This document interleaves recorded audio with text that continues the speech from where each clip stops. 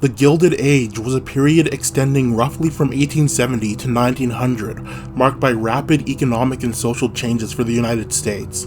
By the end of the period, America took the lead as the world's leading industrial power. Key to this transformation were the robber barons, nouveau riche industrialists that managed to make their fortunes in everything from real estate to oil. Many of these names might be familiar to you today. Andrew Carnegie, J.P. Morgan, William Randolph Hearst, Cornelius Vanderbilt, and John D. Rockefeller were among them. The term combined the criminality of a robber with the illegitimacy of an aristocrat, as America is a republic. It was a derogatory term, a bit of social criticism for businessmen that purportedly used exploitative methods to amass great fortunes and became known for ostentatious displays of wealth. They would buy their way into high society and were seen as a sort of pseudo-aristocracy. Of all these men, one of the most cutthroat was Jay Gould. He made his fortune as a railroad magnate and financial speculator, but was deeply unpopular because of his unscrupulous business practices, ruining several of his competitors.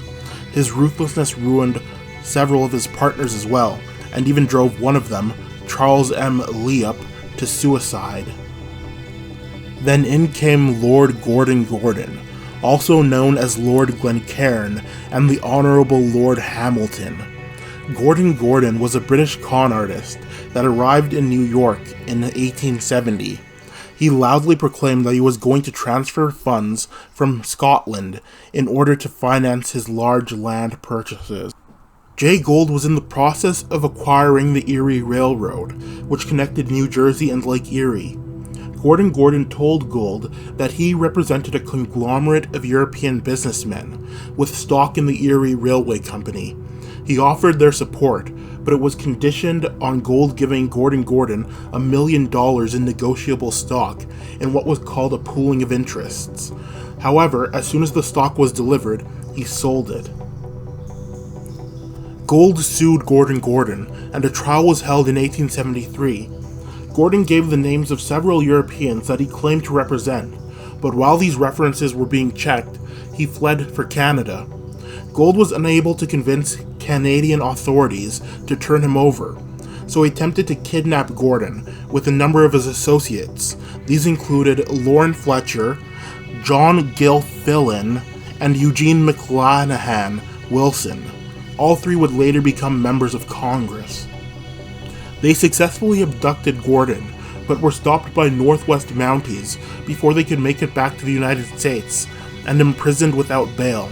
The Minnesota governor, Horace Austin, mobilized thousands of militiamen when he heard, but Canadian authorities finally agreed to release them. The Canadians also agreed to extradite Gordon Gordon. He held a farewell party in his hotel room, where he gave expensive presents to his guests. He then shot himself on August 1st, 1874. Meanwhile, the controversy surrounding the Gordon Gordon scandal badly tarnished Gould's reputation and forced him out of the Erie Railroad. Thanks for watching. I hope you enjoyed. If you did, please like, share, comment, and subscribe. Have a nice day.